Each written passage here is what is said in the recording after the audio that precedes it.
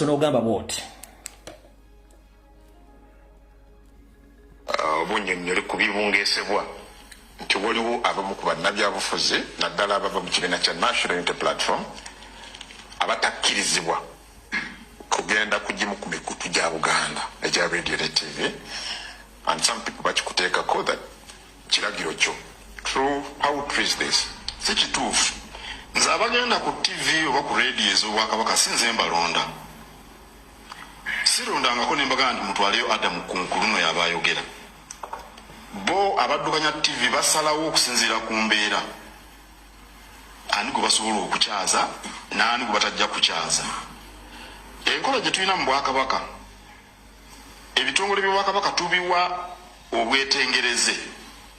CBS erina board, erina n'abagiddukanya mu luzungu kyemuyita management team, ne BBS erina board, erina n'abagiddukanya. Nze kyembagamba abaddukanya ebitongole kati ng'ebyo ebibiri. Ekisooka mulina okusoosowaza ensonga z'Obwakabaka kuba ffe bannyini mmwe ffe bakiyita batya Mwe bannyinimu. ffe bannyinimu mulina okusoosowaza ensonga.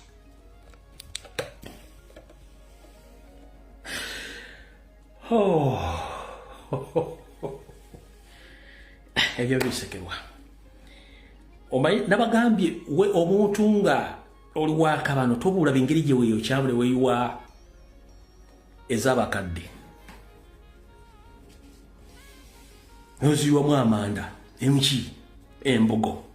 Omuntu nga wakabano tabulwa ngeri gye yeeyiwa mu z'abakadde amanda azeeyiwa bulungi nnyo ng'omwami ono. Ensi yonna ekimanyi mu myezi 3 emabega njagala omuntu yenna awuliriza CBS oba BBS telefayina ombuulire emyezi 3 emabega kwena badde bakuwa oluyimba lwa Kyagulanyi lwonna ku TV yabo BBS oba CBS. Mbawadde eddakiika emu ntereko kuno comment okuva navane nganti omwami ono yayise ekiragiro tebabakuba luyimba lwa Kyagulanyi kikuba ku TV kakuba ku radio.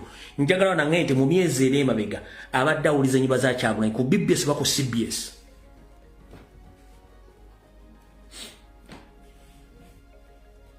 Nava nempisa information nenkola ne post ku Facebook yange nembagamba Salonga Mulenge gye yayisiza order BBS CBS zombi teri kuba luyimba lwa Kyagulanyi bazisangule ne mu database ya CBS ne ya BBS ne post nazikola wano.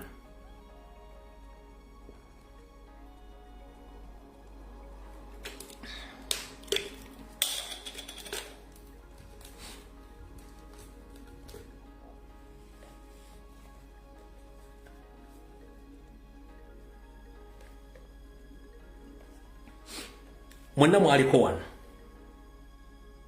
ne post nenzikola.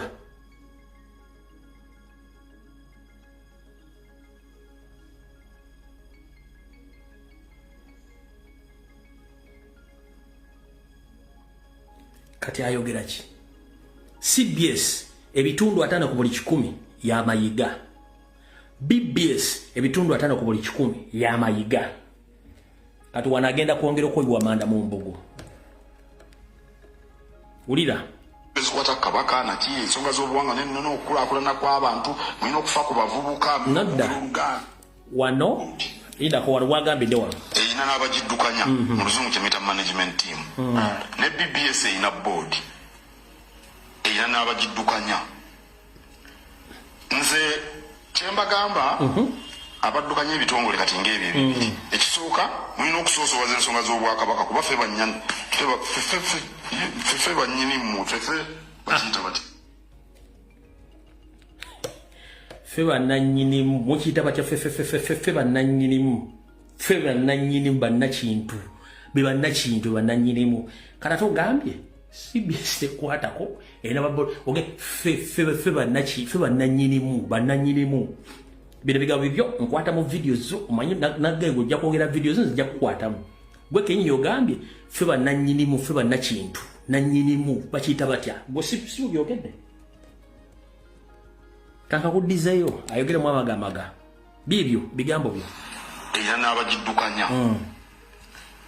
Nze kyembagamba abaddukanya ebitongole kati ng'ebyo ebibiri. Ekisooka mulina okusoosowaza ensonga z'Obwakabaka kuba ffe bannyinimu ffe bakiyita bati mwe bannyinimu ffe bannyinimu mulina okusoosowaza ensonga ezikwata Kabaka naki ensonga z'obuwangwa n'ennono okukulaakulana kw'abantu mulina okufa ku bavubuka mulina okwogera Oluganda mulina okuwa abantu bonna omukisa ne bajja ne boogera ebiddako nze sibeerayo sinze nze nsunsula amawulire agasoma ku radio sinze ndeeta abo aboogera for example twalabako omu ku bakozi ba radio bwe yali ebweru n'agabuuza oli era namuyita nemuyita abitebye akaseera ke yayitamu tekaali kangu yabyogera mu ngeri yakyo egyo ndoza kwejjako bali abaali bamuteekako akazito naye nga sinze nnonda abantu abantu ba Nuupu bangi babadde bajja ku radio naye si be basoose waliwo lwe natuukirirwa nga ne Nuupu tenatandika waliwo omanyi bano ba Mukaaku mu DP Samuel Walter Viga Mukaaku ba DP block bayita DP block bajja okundaba ne bagamba ffe tuli wano we wakulu ogambye nti wayita Medi Nsereko abitebye ate radio banga siiyo ngera siggwakula ebiweerezebwa ku mpewo Medi Nsereko kyayogera wamuyita kumukweshoninga ki era mukunya ku nsonga ki n'ogamba nti yakyogera kwejjako baali bamutaddeko kazito yandibadde ganze sinze board of directors oba sinze producer yagamba buuza Mayiga kano kakabadire mu katono kawulire naye si be basoose waliwo lwe natuukirirwa nga ne Nuupu ndeeta abo aboogera for example twalabako omu ku bakozi ba radio bwe yali ebweru n'agabuuza oli era namuyita nemuyita abitebye akaseera era namuyita ekigambo n'emirundi esatu kitegeeza mu makkati awo oyina ebigambo biwabuuka bubwadde ogenda okwogera ku information jennina oyagala goba Medi Nsereko sebuli ba siyaasa okusinzira ku information jennina ate nga nakibagamba ddala Nogoyi ayagala goba Medi Nsereko olw'okumwabya naga nti radio yani buuza Mayiga kati bweyogera ekigambo nti namuyita emirundi esatu ng'okuuka ennyukuta eziri awo ku sitole gy'obadde ogenda okubawo nga na information eraga nti ogezaako nnyo okwagala goba Medi naye okyanoonya buzito ki nera kigenda kuvaamu ki muwulire wano nga ananaagira kyenjagala musooke muwulire kati mulage nti Medi byeyogera ali abitegeeza Uganda mulina okuwa abantu bonna omukisa ne bajja ne boogera ebiddako nze sibeerayo sinze nze nsunsula amawulire agasoma ku radio sinze ndeeta abo aboogera for example twalabako omu ku bakozi ba radio bwe yali ebweru n'agabuuza oli era namuyita nemuyita abitebye akaseera ke yayitamu sorry lindako mulina okusoosowaza ensonga ezikwata Kabaka naki ensonga z'obuwangwa n'ennono okukulaakulana kw'abantu mulina okufa ku bavubuka mulina okwogera Oluganda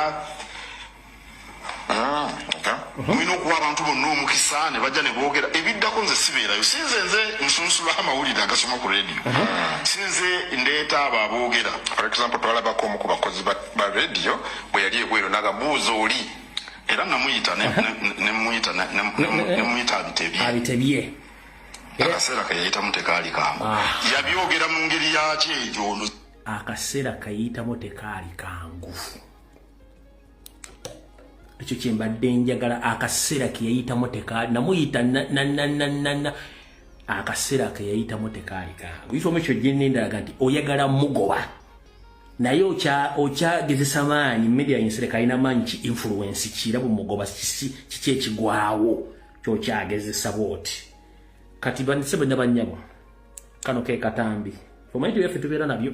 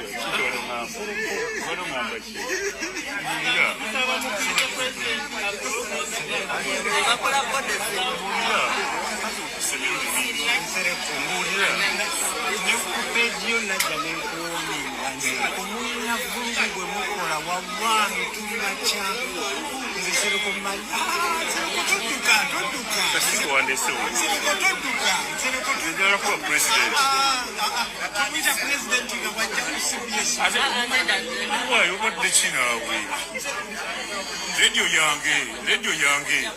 Radio Yange abera ku radio chendala. Kocha. Abera ku chendala. Abera ku chendala kwa abera. Radio Yange gaba buza mayika. Buza mayika. Buza mayika. Buza mayika. Buza mayika.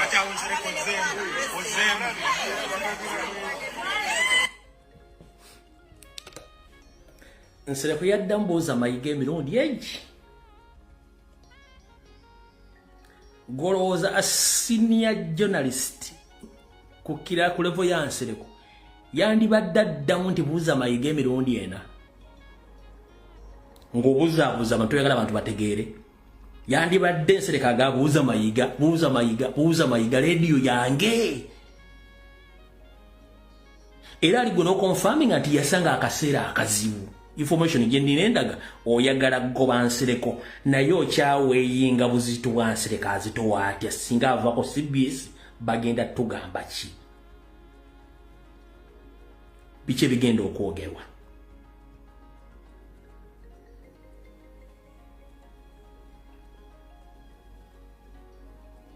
kubago wawamba Buganda bonna n'obuzingako buli mu ngalo zo abalange n'abambejja wabazingako ng'okozesa state machineries abataka wabazingako ng'okozesa state machineries abakutotokako mu ngalo balira ku nsiko Ssaabasajja Kabaka wamuzingako kati gobera mu media kyoyagala kyoyogera n'okyetuuma ku lwa Kabaka omufuula kifaananyi ndabi wamuwera wambwiraki olukiiko lwa Buganda waluzingako kyoyagala kirukolera ab'amasaza wabazingako ab'amagombolo wabazingako ab'emiruko abazingako buli omu mukozesa kyoyagala b'otayagala bo n'ogenda ng'obajjamu mpola ng'okozesa amaanyi go kati ebintu by'oyogera gwe kennyini weekuba ggoolo ng'ensi ekuwulira nga wamba Obuganda ng'ogamba tokolera NRM nga toli mu programu za NRM z'oli mu kutambuza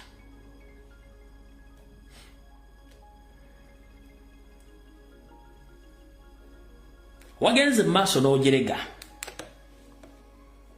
bwoti namboza kati nze ndi Katikkiro mulamba Katikkiro ayinza okugulana n'omubaka wa parliament Adamu naawe nze Kabaka ow'ebweru ebyo tobiwulyanga abantu babyogera nkimanyi ow'omu mbuga kati Katikkiro ayinza okugulana n'omubaka wa parliament nti ku nsonga ki nze bannondereyo omukono gye bamulondera nze ndi wa kibiina kye Ssaabasajja yakulonda Ssaabasajja yannonda ate Nambooze yeddira Kkobe temulina mbeera yonna eriwo waliwo bye boogera omanyi nakugambye nga tutandika okwogera nti waliwo bannabyabufuzi omanyi omuntu anoonya waanaafunira omuwaatwa oluusi emiwaatwa egyo gye gibasuula mu ntata oluusi gibasuulayo mu ntata oluusi bayambibwa Nambooze baatukwata ffenna bajjukira nga batwala mu 2008 gavumenti eno efuga eyatukwata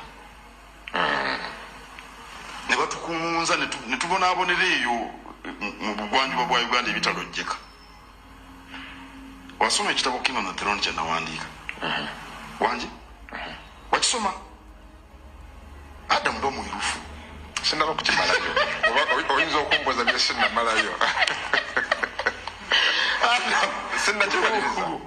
kisomo kimaleyo olabe mulimu essuula ekwata kuwambibwa kwaffe twalina Nambooze era Nambooze abantu okumumanya yamanyibwa nnyo bwe yali ayogera ku radio CBS ng'ajja ina emiramwa gy'ayogerako kakati ne watondebwawo akakiiko akasomesanga abantu ku byettaka Nambooze n'alonderwa kakyuka ako ne batalaba Obuganda ne boogera ebintu byali birungi ne bawulirwa ne bamanyibwa era nze ndowooza awo yasinziira okulondebwa ng'omubaka kakati nze nnyinako kizibu ki sikimanyi nze simuyinako kizibu ekibuuzo ekyo n'okibuuza ye kuba nze wali ompuliddeko Honorable Nambooze azaakola entambi ez'enjawulo ng'ayabya akasajja kano mujjukira video gye nabazanyirako olw'olumu nga Nambooze abagamba abatukwata n'akasajja kano naye akasajja baakata twasigala ne batwala mu kooti ko nga kali waako kali mu kulya bikyepere kati ono kye yakabuuzizza ne kavayo ne keedifendinga bwe baakatwala tebamutwalangako wantu wonna ono baatwala Sseggona ne Nambooze kati avudde nze Kabaka ow'obwe tobuulirako ebyo nga byogera mukulu tuzze tukunnyonnyola abantu bazze bakunnyonnyola Kabaka mu Buganda abeera ogu omu Mayiga tuli Kabaka abasajja bavuunizi b'Oluganda bamanyi obulombolombo nenno bazze bakunnyonnyola teri Kabaka mu Buganda abeera omu teri Kabaka w'ebweru oli w'ebweru Kabaka w'omunda yaani mukulu oli Kabaka w'omunda yaani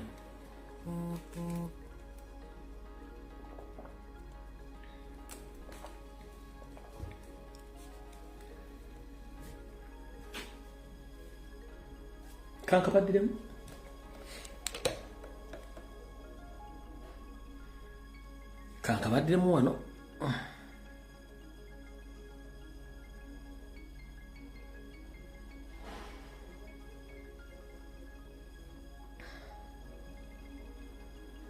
kankabaddiremu wano mukawulire muwulira bulungi nnyo Nambooze kati nze ndi Katikkiro mulamba Katikkiro ayinza okugulana n'omubaka wa paalamenti Adamu naawe nze Kabaka ow'ebweru ebyo tobiwulira ng'abantu babyogera nkimanyi ndi Kabaka ow'ebweru ebyo tobiwulira abantu nga babyogera mukulu wasanja Carol Charles Peter Mayiga Ssaabagabo Mulenge kirina Kabaka ogu ye mutabani wa Ssekabaka Muteesa Ronald Muwenda ow'okubiri kati bw'ogamba nti oli Kabaka w'ebweru tulinawo Kabaka ow'omunda kyogamba kati abantu kye batategeera kikino kakibannyonnyole nabagamba nti Mayiga ng'omuntu mu regimu ya dictator Museveni banyabo ne bassewo Mayiga yawamba Obwakabaka era ye Kabaka buli mukolo gwonna gwakola gukolanga Kabaka yensonga lwaki Ssaabasajja Kabaka temukyamulaba yamuwamba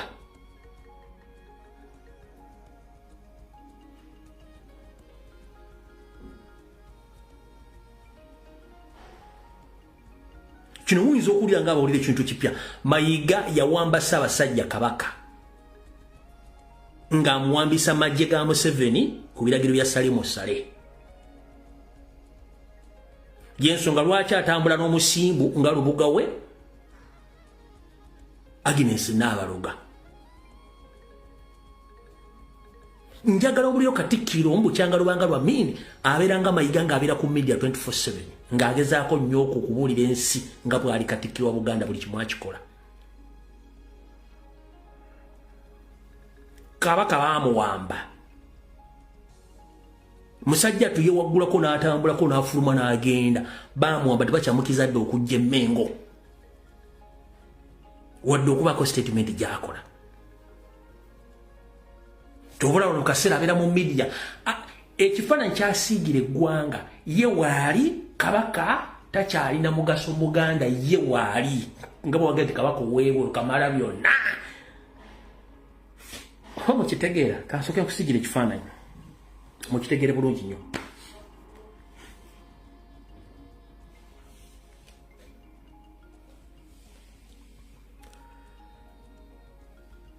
Ssaabasajja Kabaka tasigirwa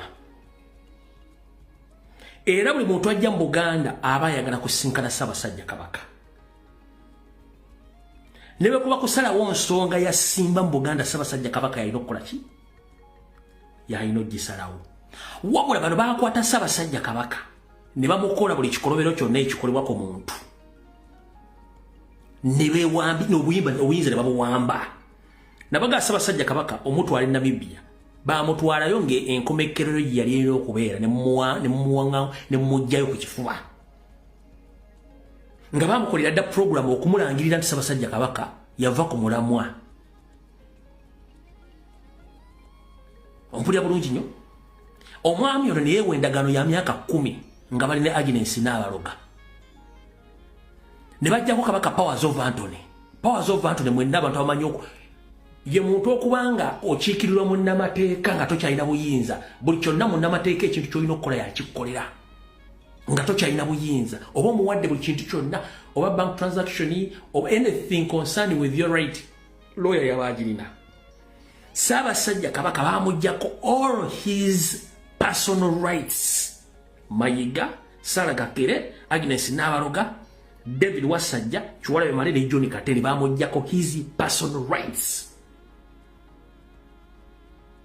Powers of Anthony bazitwala ne basindika Nabagereka akole company akole kitongole simanyi kya mental health twakikomya mu bodi kikubali kiyika Windows ne kikomaawo oyo ntumugalirawo n'akomaawo kyebali bavuga kye tuyita premeditated statement okujjoga kubayaga nti nze ensonga z'obulwadde bw'omutwe ziri personal namubuuza mu family ya mwani alinamu akajabangu oba gwolina akajaba oba bana mulimu alina akajabangu nga tewaliwo abo alina akajabangu so what was personal to that issue kubanga baali baagala kira mutemanyi gavumenti ya Museveni bwekola bintu byayo bakuleetera ekintu awo ng'okira kijja kitambula ninga oyinza okuzoba kintu kitambula kintu kyako kigenda okutukawo ne kikumanga ne kikulya nga totegedde kati basindika ono ajja ateekawo kipulogulaamu ng'amaze okudrivinga ebintu byabwe bibawanga Ssaabasajja Kabaka empeke ezimusiimuula empeke zino baziwa ne Kabaka w'e Bunyoro mwenna Abanyoro abali kuno omukama wa Bunyoro yasiimuuka yavaako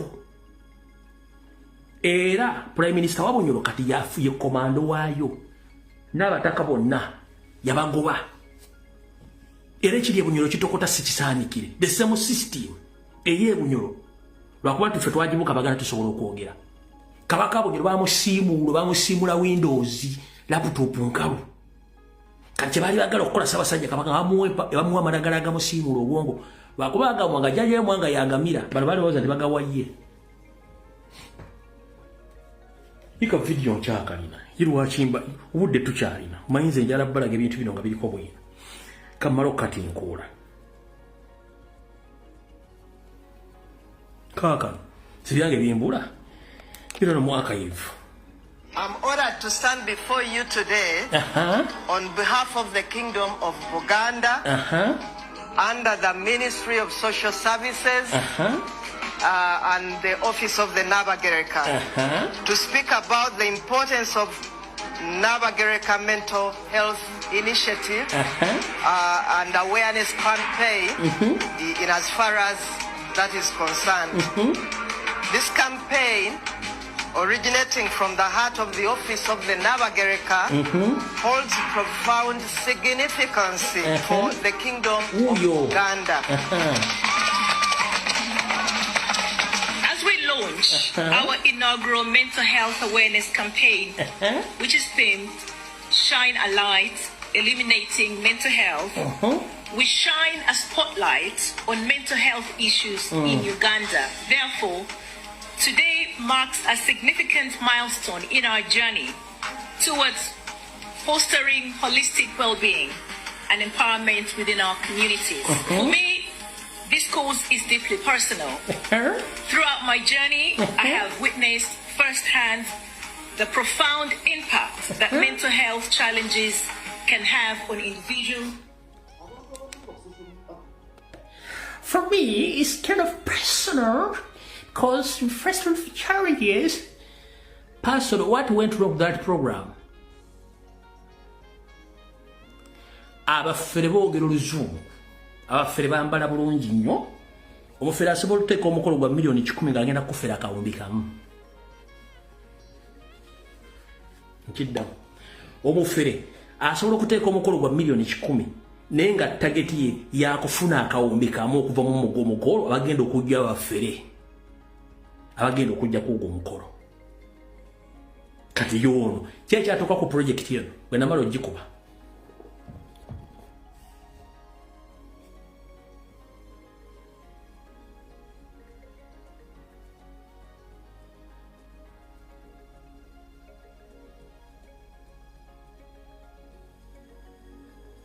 abazungu boogera abafere boogera oluzungu abakumpanya boogera oluzungu bambala bulungi nnyo kyekyateeka okuva twagikuba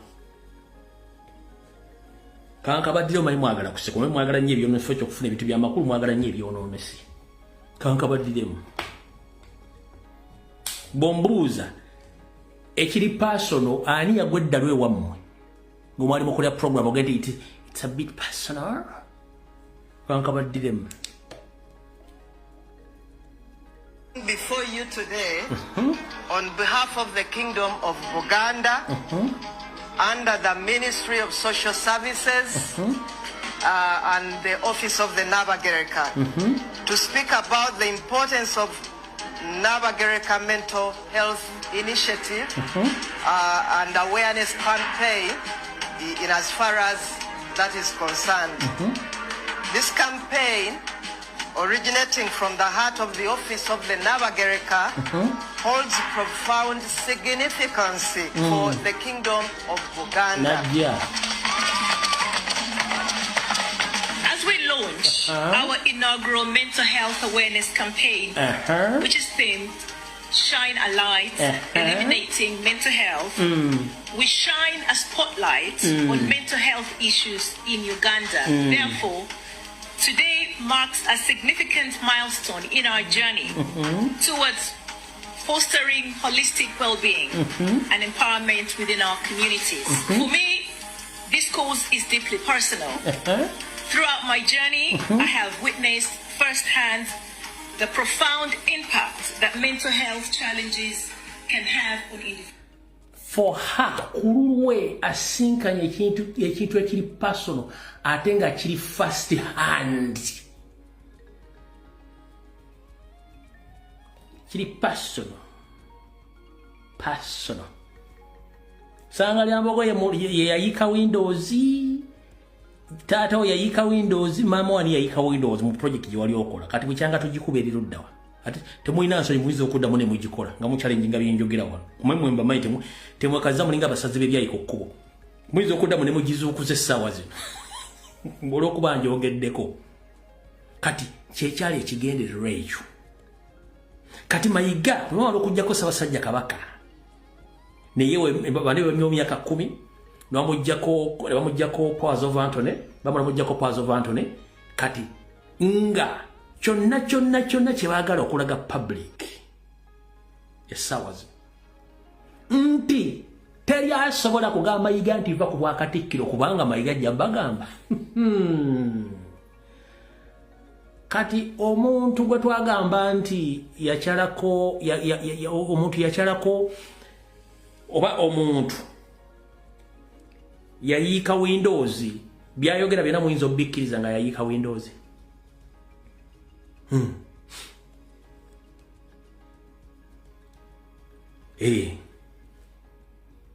olubiri balugabye tyanti yaleka lusayinize kati ne bwavayo nayogera mu lubiri talugabanga ate kati oli taliwo yayiika Windows. His argument and his orders, they don't matter anymore. Amasiro bagatutte tyayireka agasayininze oba kati avuddeyo ngamba titi agasayininga it doesn't matter kubanga kati tali yayiika Windows omuntu oba yise Windows talina kyayogera kikkizibwa mu mateeka kandi mukimanyi bulungi nnyo.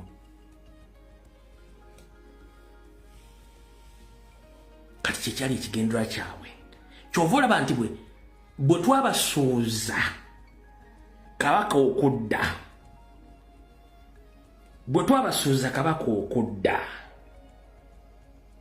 Kabaka bwe yadda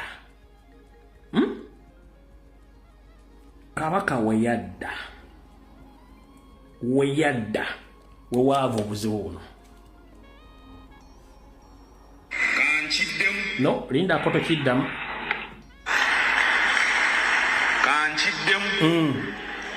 Wayinza okubaawo abagezaako okututawaanya naye okutuwangula kikafuuwe.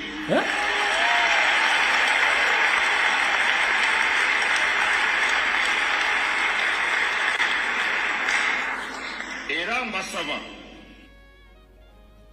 mukawulidde bulungi nnyo, wayinza okuba aliwo abagezaako batawaanya naye okubawangula kikafuuwe bo nga baani. Kyekiringa Mukomba Box bw'anajja mu makaago n'atuuka n'okugamba abakyaze n'abaana bo nti mwategedde nti kati wano nze nfugawo, kummwe kabeere kitammwe kabeera nteri ayogera nze njogera. Ate nsobola obbaawo obuto munene mufalumu n'ennyumba n'engitwala. Kati Mukomba Box ayimiridde akombako paasi. Wayinza okuba bakuteteganyiza luddawa. Ekabonera nze mbuuza Mayiga, wayinza okuba bakuteteganya ekabonera erweza mu nnyumba ya mwannyoko gye weddiza n'ogamba wagizimba ng'okyali muvubuka, oba eri ewa kitaawo gwe mwakwa ewuno yali luddawa? Where is him? Where is your father now? Mukulu tukutataganyiza luddawa, bakutawagadanyiza bakutawaganyiza luddawa. Faananyi buluwa na buluwa. Buluddewo buluwa.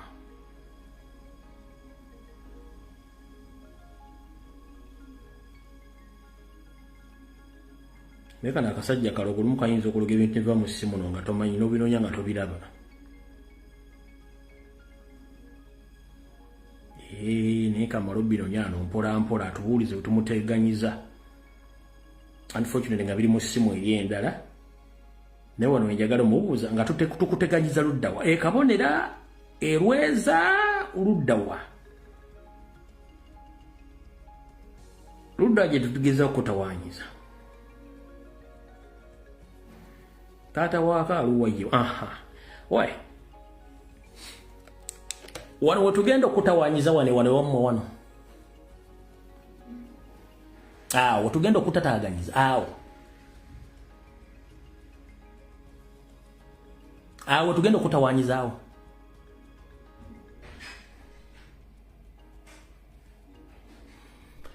Wetugenda okutawaanyiza ku maka ga kitaawo. Ekabonera awo.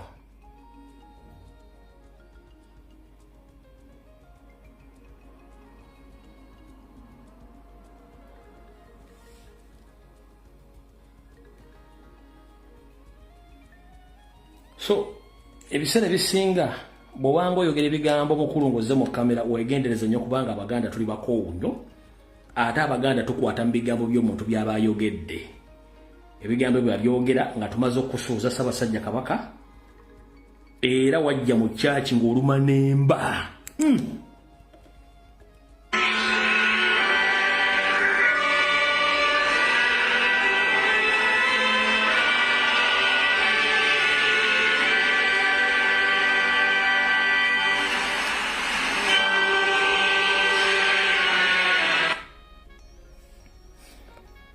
Kati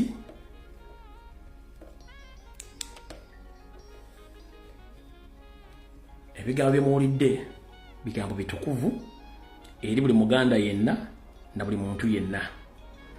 Ebisigadde mujja biwulira ku lunaku lwokusatu, ssaawa zijja kuba 2 ez'akawungeezi.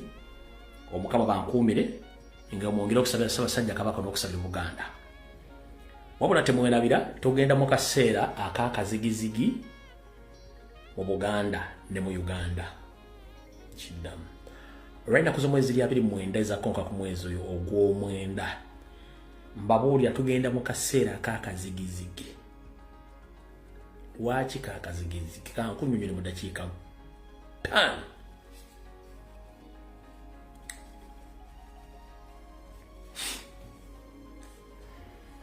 Kankunnyonnyole mu ddakiika 5 otegeere lwaki tugenda mu kaseera ak'akazigizigi. Asinzira ka video kano.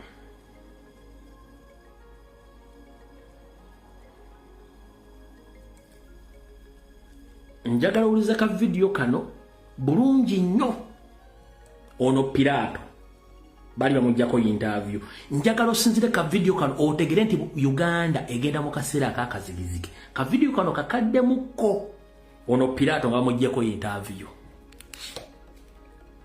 I have no problem saying I'm not apologetic that Habyarimana died. To be honest, I don't care. France says that. I don't give a damn. I'm Rwandese. I had a right. I had the basis for getting involved in the armed struggle to liberate my country from Habyarimana, from the government he was leading. I have been a refugee outside Rwanda for 30 years. But you didn't have a right to shoot down his plane and to assassinate him. Well, I had a right to fight for my rights. But do you believe you had a right to assassinate him? No. But of course, Habyarimana, having been on the other side that I was fighting, it was possible that he could easily die. Imagine if I had died myself in the same process. Is it even surprising that somebody involved in a war can die? The French judge has no right to judge me in my own situation in Rwanda. He's not saying he wants to judge you, he's saying he wants to see you me before by an bringing international that tribunal. nonsense. Yes. First of all, why fabricate stories?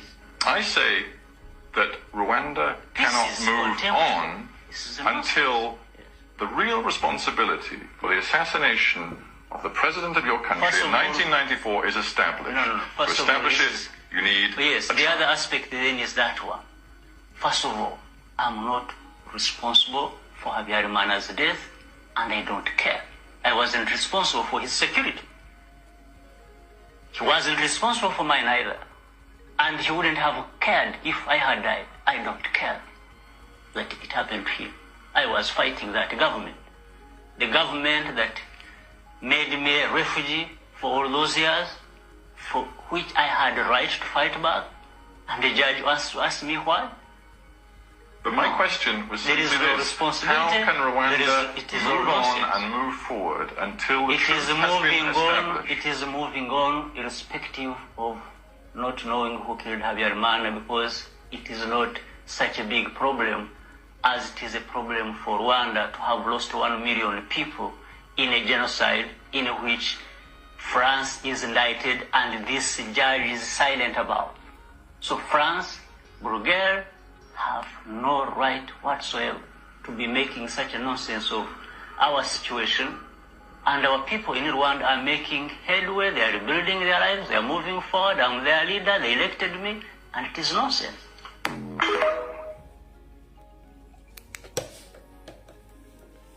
Kati ono yabeera refugee emyaka 30 mu Uganda era emyaka 30 alina ebyobugagga mu Uganda alwanyisa gavumenti yaabwe gijjako musajja Muganda abakolera gavumenti ya Museveni basajja Banyarwanda tulwanyisa ensi bbiri omulundi gumu lwakuba nti omuntu oyinza okukola ekintu okulumya omuntu n'owozika ng'oyambe muyambe ekkiriza abasajja bano bakola Tus Dynasty eya 50 master plan wabula nga omanyi nti Katonda talyambulugunya oba talya paani kyebaabala ne Katonda alyabala kiki lwaki njagala omubulizi omukulu muwulidde bw'ayogedde he doesn't care he was defending himself and he has a right to kill. But for you, you are there busy seated. Museveni and his family, they are eliminating one by one Baganda and the other tribes in Uganda. No one is defending himself or herself. But here are the real facts. Gano ge mazima matuufu. Mu 2C50 master plan. Bapulani gofuga Uganda emyaka 5 n'okweyongerayo nga n'abaana mu kiseera ekyo bajja kuba bakuze wabula bwe baali mu nsiko eyo ng'amaze okukozesa Abaganda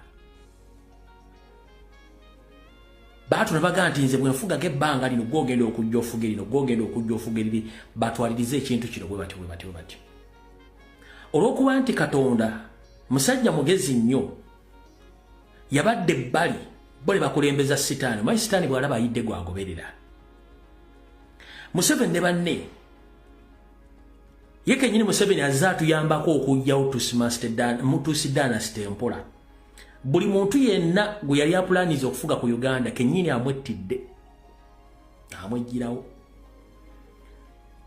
gwatase amukozeko character assassination bwengamba character assassination abakozesezza ensobi ne babba ekifaananyi kyabwe ne kifa mu public tebakyayina public image ekyo ne kifa kati abaana bawe bazadde basinga obungi ku bikolobero Museveni kennyini byakoze abaana bennyini bati okujja obwenyi okujja mu public nize ne mutabani wa gundi negwanyiza kino ngenda kujja nesimbe wala buli omu basigadde bali bweru bali bati baagala ekigwa kyonna Uganda babenga bali ku safe side kati bano bemumanyiiko bano okuli Muhoozi Kanyero okuli Didigi Natasha Patience simanyo nani nono lwabwogo kubonna bonna tekuli muntu munna Uganda gwayagalako n'omu kati amama Mbabazi kenyini yamukolako character assassination namwana obutwa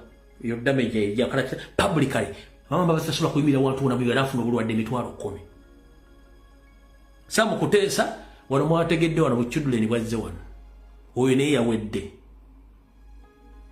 tini yefunza kenyini yamukolako character assassination namutireyo na is nowhere to be seen balonda abani bonna yazza abatta bonna abatta bamazeewo ani aliwo already ye ng'omuntu amagulu anagamanage luno Luganda amagulu anagamanage abamutuukako physically bagamba ekituufu kiri nti oli ye taliiwo n'ebikolobero kati ebikolebwa ebyobubbi bw'ensimbi okutemula n'okuwamba abantu bannakigwanyizi babyekoleranga bo kubanga bakyalina obuyinza obutinitini n'emmundu ebimu ebimu tabitabirinamu na mukono olw'okuba nti bano bakikola okukuumira entebe yabwe mu buyinza naye ye nga gye alina ebimu by'atakyamanyi tibigenda mu maaso mu ggwanga kubanga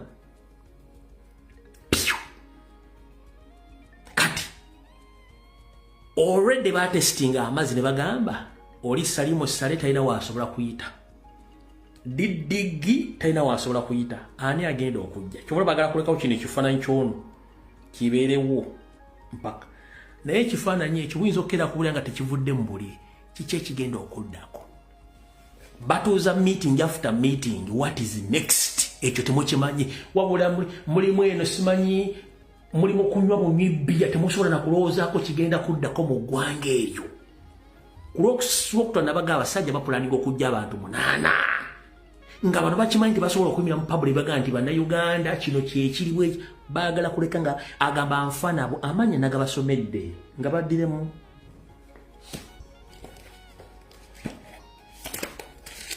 yange tebawala bano ye Museveni agamba afanabo kuliko His Excellency Robert Kyagulanyi Ssentamu kuliko Ssaabasajja Kabaka Ronald Muwenda kuliko Joel Ssenyonyi leader of opposition kuliko Vice President Lina Zedriga kuliko General Kayindo Tafire Mavia Kuku kuliko General Katumba Wamala kuliko bannaddiini abakatoliki bannaddiini abaisiraamu kuliko jjajjaffe ow'Isiraamu Kasimu Nakiringe abantu bali 8 baagala obbajjawo nti bano bajjawo ebyo bifaananyi by'abantu abo yose ne baba afudde abalala basobola obbakontrolinga kuba ekifaananyi ng'abantu bano bonna tebaliiwo muli mu bendova bali babbalaga bitundu bya goloza lwaki Minister of Ethics and Integrity kyogamba teriwo tefuna budget Minister of Ethics and Integrity tefuna terina budget wa Minister of Ethics and Integrity taliyo goza kibale social media buli muntu nazo na ono kati abakyala bambale ddala engoye eziraga biology ne physics ne chemistry kati avubuka abayika Windows agula data naye nga azze kunoonya bufaananyi obwo n'atandika okuba bufaananyi n'abuuza wali nga ye gwe mulimu gwe kimulesi ku social media tali kirala. Kati ye Museveni akimete big number of Ugandans balina mentality eyo baagala nnyo ebintu by'obuseegu. So nga ate Ministry ya Ethics and Integrity ne bw'oyogera ekigambo nga kiwummula basobola okukufuna ne bakukwata. Babaleetedde abaana abato abatetekeddwa na kubeera na simu kati batambuza obutambi obuseegu. Omwana ajja mwana muto tanneetuuka bamwambazizza engoye za kikazi kikulu najja ne yeemoola ng'era malaaya. Nze ekiri mu Uganda akikubuulira yandi omwana muto tanaweza myaka 18 bamutusibyeko naye ng'omwana ebituko bya malaaya amaze emyaka 3 mu kwetunda naye ng'omwana myaka 16 kubanga bakikola intention bamanyi nti eri abavubuka abato abatuuse mu kiseera ky'okwetegera n'okutegera olukulonda bo nga bakimanyi nti bagenda bateekamu eyo embeera. Wamulabye gw'okimanyi nti obutambi bwa nuduzi butambula okusinga amawulire g'omuntu yafudde mu ggwanga wakitiibwa. Wabusinga okutambula amawulire g'okubba essente z'omwomusolo. Wabusinga okutambula amawulire nti babbye sente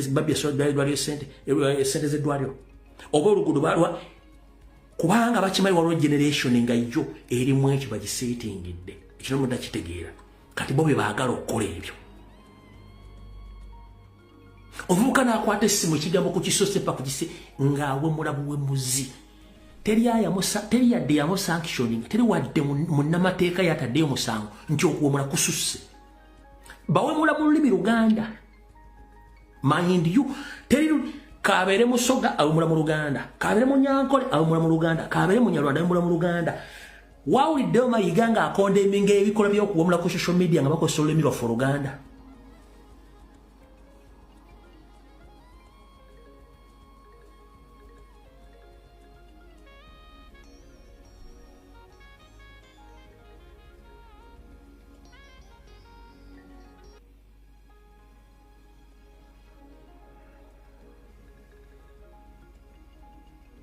Kati essaawa zino social media yonna eriko bikola byakwogera ku mbozi za kuvuga mpanka. Baana bato, babuwala, babulenzi, abantu abakulu bali ku mbozi ya kuvuga mpanka. Ekintu kyagudde mu America buli akutte essimu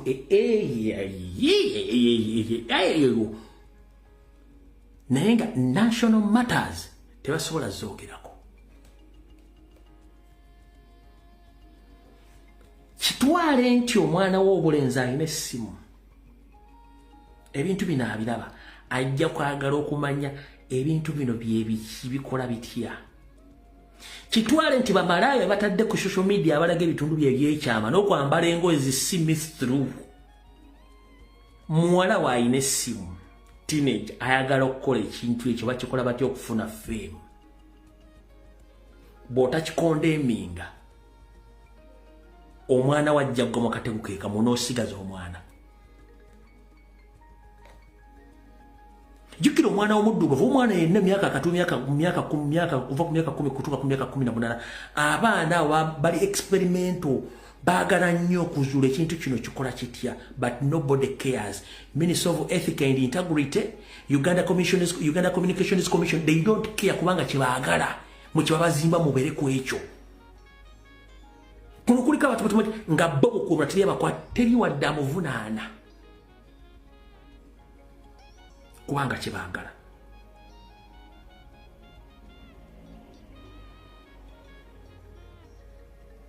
Lwaki bakizimbira baana bammwe? Njagala ombulire ku famire z'abasajja nga kulikamu gosanga ali ku mbozi y'okuwemula.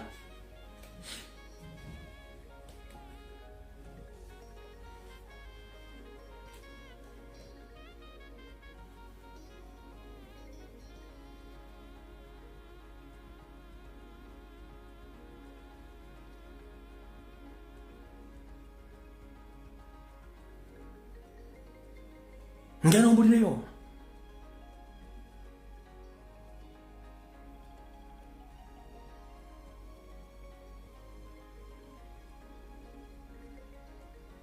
Katuguno wano musumba Bible politics agambo spirit of adventure. Adventure nga mutabani wani nga ya adventure njya kunyiga ne Bible ogikumeko omuliro. ebeni ng'atandise spiritual adventure ojja gikumako omulira essimu omutwale ku poliisi bamusibe eno mata y'amaanyi nnyo morals z'abaana zigudde tetukyalina culture abaana bizezengeri kati kubanga community gye tulimu tekyali governable abali responsible okumanaginga ebintu bino Uganda Communications Commission Ministry of Ethics and Integrity they don't care kubanga kiri mu system bwetwogera ku system kebere mu America ebintu bikolwa ku TikTok zoyagala mu America tebabikola nkusiba kuno kuliko omuntu ali mu Europe TikTok zo mu Europe zikifanagana ne TikTok zo mu TikTok ya Uganda kubikolebwako TikTok ze Bungereza ebikolebwako bibikolwa ku TikTok za Uganda TikTok ze Canada ebikolebwako bikolwa ku TikTok ze Uganda TikTok zo mu America ebikolebwako bibikolebwa ku TikTok za Uganda lwaki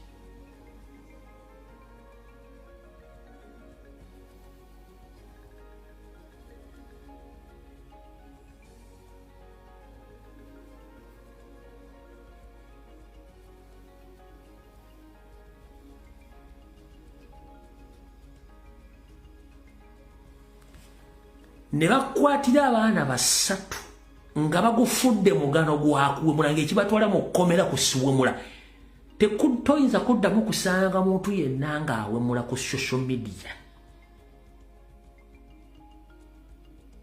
toyinza kuddamu wadde ne bakwata abawala babiri nga bafulumiza obutambi obusebaga bakusibye emyaka 3 lwakufulumya nuduzizo tolinzamu kusanga muntu yenna ng'agenda fulumiza nuduzi zange tekibanga tekisoboka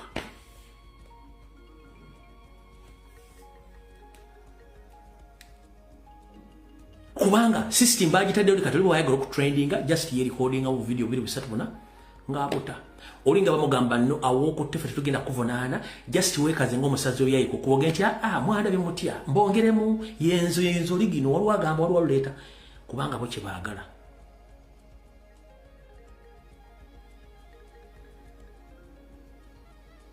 ekino temuna kitegeera kale banywanyi nakulaba Katonda baakakyadde mukkiriza okugenda kwange kuno video olwalero ekomi wano tujja kusinkana ku Lwokusatu mu mwezi ompya mukama 2013 mpeera bwe bali kubeerako bwe bali kubeera platform ez'enjawulo mbatumiddeko mwenna bwe tukola emirimu gyegimu okwetoola eggwanga lyonna n'ensi yonna temujja kumulamwa ogwo njalo tumira baganda babe wala comrade abali mu ggwanga lya Canada mwe bali nnyo omulimu gw'omukulu gw'okwekalakaasa njalo tumira ku baganda bonna bali South Africa mwe bali kwekalakaasa abali mu America mwe bali nnyo bali n'abali mu Bungereza mwe bali kukola mulimu ogwo ensi yaffe tuyina ogirwanirira mpaka kuwulira bubi naye bisigadde byonna buli muntu gw'onoomanya oyagala kuza kizezengere